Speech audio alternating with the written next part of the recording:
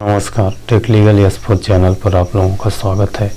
साथियों, आज दीपावली के पावन अवसर पर आप लोगों को सबसे पहले दीपावली की हार्दिक शुभकामनाएं। साथियों, वैसे तो हमारे देश में आज करोड़ों लोग इस दीपावली के पावन अवसर पर काफ़ी दुखित हैं, काफ़ी परेशान हैं, क्योंकि उन लोगों का निवेश नहीं मिल रहा है। निवेश किया हुआ पैसा सारा इंडिया से रिटर्न नहीं मिल पा रहा है। फिर भी आप लोगों को मैं दीपावली की हार्दिक शुभकामनाएं देता हूं। साथियों, आज का हमारा वीडियो का मेन टॉपिक है न्याय में देरी अन्याय है। Justice delayed is justice denied. यानी न्याय में देरी, यानी अगर न्याय मिलने में देरी हो तो वो अन्याय से कम नहीं है, वो अन्याय ही माना जाएगा। साथियों, आज हमारे देश में करोड़ों प्रकरण लंबित हैं। पूरे देश में अगर देखा जाए तो करोड़ों प्रकरण लंबित हैं, जो 10 साल 20 साल यहाँ तक कि 40-40 साल से प्रकरण लंबित हैं। आप सोचिए, अगर किसी व्यक्ति से कोई लड़ाई झगड़ा हुआ और न्याय के लिए हम न्यायालय के शरण में जाते हैं और उसका न्याय हमें 40 साल बाद मिले, तो उस न्याय का हम क्या करेंगे? क्या वो न्याय हुआ या अन्याय हुआ? साथियों, हमें बहुत खेद के साथ कहना पड़ रहा है कि 2019 में जब हमारी सरकार, मोदी गवर्नमेंट चुनाव लड़ने का अपना एजेंडा जारी किया था, उसमें उन्होंने मुख्य रूप से लिखा था कि हम त्वरित न्याय प्रदान करेंगे, लोगों को त्वरित न्याय प्रदान करेंगे। इसके लिए न्यायालयों की संख्या बढ़ाया जाएगा, जजों की भर्ती की जाएंगी। लेकिन चुनाव जीतने के बाद न्यायालयों में पेंडेंसी उसी तरह से बढ़ती गई, उसी तरह से बढ़ती रही है, और न्याय, त्वरित न्याय, कि लोगों को त्वरित न्याय मिल सके, उस ओर कोई भी पहल नहीं किया जा रहा है। साथियों, ये वैसे तो माना जाएगा कि ये सरकार की प्रमुख विफलताओं में से एक है। क्यों प्रमुख विफलताओं में से एक है? क्योंकि देखिए, हमारे देश की आबादी जो है दिन दूनी रात चौगुनी बढ़ रही है। जब हमारा देश आज़ाद हुआ था उस समय 30-35 करोड़ आबादी थी, यानी 47 में। आज 2022 में अगर हम देखें तो लगभग 1.5 अरब पहुंचने वाली है। अब 1.5 अरब आबादी को न्याय देने के लिए अगर आप वही 35 करोड़ वाला एजेंडा अपना के चलेंगे तो आप 1.5 अरब लोगों को न्याय कहाँ प्रदान कर पाएंगे? साथियों, हम बहुत, चूँकि मैं इसी फील्ड से जुड़ा हूँ, मैं जानता हूँ लोअर कोर्ट में हम लोगों के पास ऐसे प्रकरण हैं सिविल के, जो लगभग 20-20, 25-25 साल से चल रहे हैं। उसमें आज दिन तक जजमेंट नहीं हो पाया है। क्रिमिनल केस जो हैं, अगर मान लीजिए लोअर कोर्ट से उनको सज़ा हो गई और सज़ा का अपील वो हाई कोर्ट में करके जमानत ले लिए, तो हाई कोर्ट में 10-10, 15-15, 20-20 साल तक उनका नंबर ही नहीं आ रहा है। ये भी नहीं पता चल रहा है कि ये प्रकरण चल रहा है कि नहीं चल रहा है। सिर्फ वहाँ से एक आवेदन दे दीजिए, आपकी हाजिरी जो है लोअर कोर्ट में लगती रहेगी, आपको हाई कोर्ट जाने की आवश्यकता नहीं है। लोअर कोर्ट में फिर वही डेट की प्रक्रिया चलती है, यानी आप उपस्थित लोअर कोर्ट में होइए और आपका प्रकरण हाई कोर्ट में चल रहा है। 15-15, 20-20, 25-25 साल से ऐसे प्रकरण चल रहे हैं।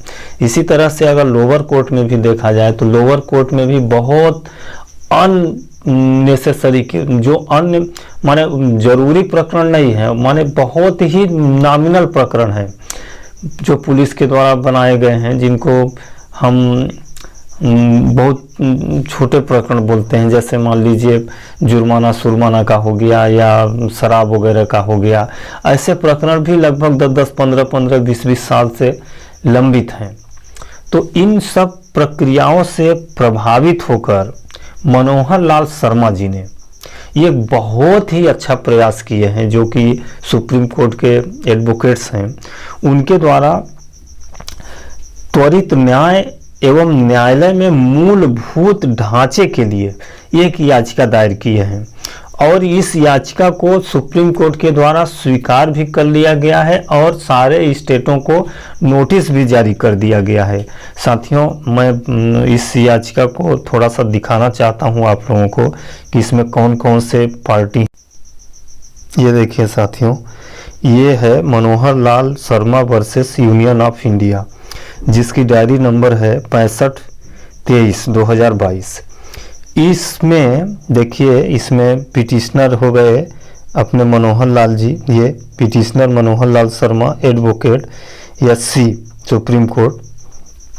और इसमें देखिए पक्षकार जो हैं माने रेस्पोंडेंट जो हैं वो union of India, state of Uttar Pradesh, state of Andhra Pradesh, state of Arunachal Pradesh, state of Assam, state of Bihar, state of Chhattisgarh, state of Goa, state of Gujarat, state of Haryana, state of Himachal Pradesh, state of Jharkhand, state of Karnataka, state of Kerala.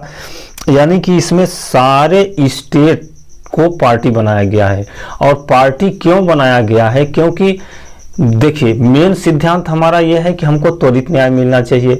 अगर हमको शीघ्र सस्ता सुलभ सस्ता न्याय नहीं मिलेगा, सस्ता और सुलभ न्याय नहीं मिलेगा, तो वो न्याय मिलना नहीं कहलाएगा बल्कि अन्याय ही होगा। तो हमें सुलभ और सस्ता न्याय दिलाने के लिए तथा न्यायालय में जो भी मूलभूत आवश्यकताएं हैं, जजों की कमी है, उस कमी को पूर्ति करने के लिए, इसके अलावा वकील को ऑफिसर ऑफ कोर्ट कहा जाता है। लेकिन ऑफिसर ऑफ कोर्ट कहाँ बैठते हैं? बहुत से न्यायालय जो हैं हमारे देश में किराए के बिल्डिंग में चल रही हैं। बहुत से न्यायालय ऐसे भी हैं जो कि 1-2 कमरों में चल रही हैं। जज साहब खुद एक छोटे से कमरे में बैठते हैं जहाँ पे वकील और वकील को खड़े होने तक के लिए जगह नहीं मिलता है। वकील जो है कहीं पेड़ के नीचे, तो कहीं रोड पे, तो कहीं सड़क पे बैठते हैं और वहीं पे पक्षकार भी बैठते हैं। ऐसी स्थिति में लोगों को न्याय कैसे मिल पाएगा और वकील अपना पैरवी कैसे कर पाएगा? अगर वकील सड़क पर बैठेगा तो वो ऑफिसर ऑफ कोर्ट कैसे कहलाएगा? माने इन सब विषमताओं को देखते हुए मनोहर लाल शर्मा जी ने सुप्रीम कोर्ट में PIL याचिका लगाया है। और इस याचिका पर सुप्रीम कोर्ट ने बहुत त्वरित सुनवाई करते हुए इस प्रकरण को अभी हाल ही में लिस्टेड भी कर लिए हैं और नोटिस भी जारी हो गई है।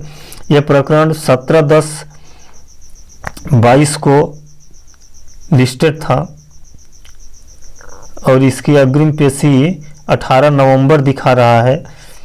17/10 को नोटिस जारी करने के लिए आदेश हुआ था और 18/11 की इसकी पुनः सुनवाई है। और सारे स्टेटों से जवाब मांगा गया है कि आप न्यायालयों में जो मूलभूत आवश्यकता है, जैसे वकीलों के बैठने के लिए, वकीलों को बैठने के लिए, उनके लिए पानी हो, उनके लिए माने शौचालय और ये सब की व्यवस्था हो, इन व्यवस्थाओं के लिए तथा जजों के लिए, जजों की जो रिक्तियां हैं उन रिक्तियों को भरने के लिए तथा पेंडेंसी कम करने के लिए मुख्य रूप से यह दायर हुआ है।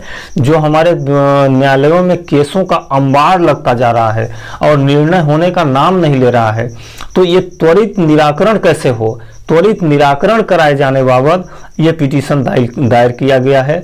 और सरकार से ये निवेदन किया गया है और ये सुप्रीम कोर्ट डायरेक्शन भी देगा सारे सरकार को, सारे स्टेट को, कि आप अपने यहाँ अधिक से अधिक न्यायालयों की स्थापना करें और अधिक से अधिक जजों की भर्ती करें, ताकि कोई भी प्रकरण, चाहे क्रिमिनल हो, चाहे सिविल हो, चाहे किसी भी प्रकार का प्रकरण हो, अधिकतम 6 माह से अधिक नहीं चलना चाहिए। अधिकतम 6 माह, वैसे 3 माह में ही निराकरण करने की कोशिश किया जाए।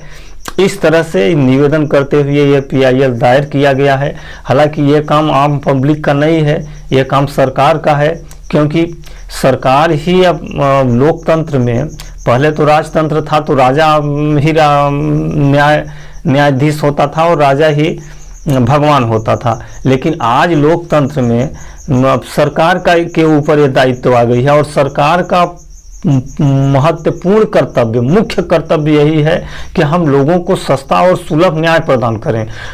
जो पहले राजा का कार्य था, राजा का मुख्य कार्य क्या था? न्याय देना। उसका ये कार्य नहीं था कि हम लोगों को खाना खिलाएं, हम लोगों की सुविधाओं का ध्यान दें। राजा सिर्फ न्याय करने के लिए होता था। जब दो लोग आपस में उलझ जाते थे किसी मैटर को लेके, तो राजा के पास जाते थे कि हजूर हमारे साथ ये ऐसा कर दिया, ये ऐसा कर दिया। अगर ऐसा कोई प्रकरण राजा के पास जाता था तो राजा तुरंत उसी दिन उसका निर्णय कर देते थे और फैसला सुना देते थे। और उनका फैसला ऐसा होता था, उस फैसले को सुनने के बाद ऐसा लगता था कि नहीं न्याय हुआ। लेकिन आजकल के फैसलों को आप देखिए तो ऐसा लगता है कि न्याय हुआ कि अन्याय हुआ, कुछ समझ में ही नहीं आता है। क्यों? क्योंकि इसमें देरी जो है, विलंब जो है, ये बहुत ही मुख्य फैक्टर है। तो इस विलंब को कम किया जाए और एक टाइम लिमिट में प्रकरणों का निराकरण किया जाए। कोई भी प्रकरण अधिकतम 6 माह या 1 साल, 1 साल से अधिक न चले, इसको लेकर याचिका दायर की गई है, जिसकी तारीख 18 नवंबर है। अब देखते हैं इस प्रकरण में क्या होता है। और ये सब प्रयास उठ रहे हैं, न्यायालयों के ऊपर भी सवालिया निशान लग रहे हैं, सरकार के ऊपर भी सवालिया निशान लग रहे हैं, जिससे कहीं ना कहीं हमको ऐसा प्रतीत या उम्मीद हो रहा है कि सरकार शायद कुछ प्रयास करे और लोगों को सस्ता और सुलभ न्याय तत्काल दिलवाए और दिलवाने का प्रयास करे। अगर नहीं करती है तो हम लोगों को अमल करना पड़ेगा और सुप्रीम कोर्ट या न्यायपालिका के शरण में जाना पड़ेगा और उनसे ऑर्डर करवा के सरकार से ये काम करवाना पड़ेगा। जो ये तर्क संगत तो नहीं लगता, लेकिन अब क्या करेंगे, जब अंधेर नगरी चौपट राजा है, राजा को कुछ सुनाई नहीं दे रहा है, कुछ दिखाई नहीं दे रहा है, उस स्थिति में तो हम लोगों के पास सिर्फ एक ही विकल्प बचता है कि हम उस विकल्प के हिसाब से उस विकल्प का सहायता लें और उसका सहायता लेते हुए हम अपने प्रकरणों या अपने केसों में त्वरित न्याय प्राप्त करने का कोशिश करें। जी दोस्तों, आज के वीडियो में बस इतना ही। ये आगे के अपडेट के लिए कृपया आप चैनल सब्सक्राइब कर दें। मैं आगे आप लोगों को सहारा से जुड़ा तथा न्याय क्षेत्र में हो रहे नए नए बदलाव के बारे में बताता रहता हूँ। जी दोस्तों, नमस्कार।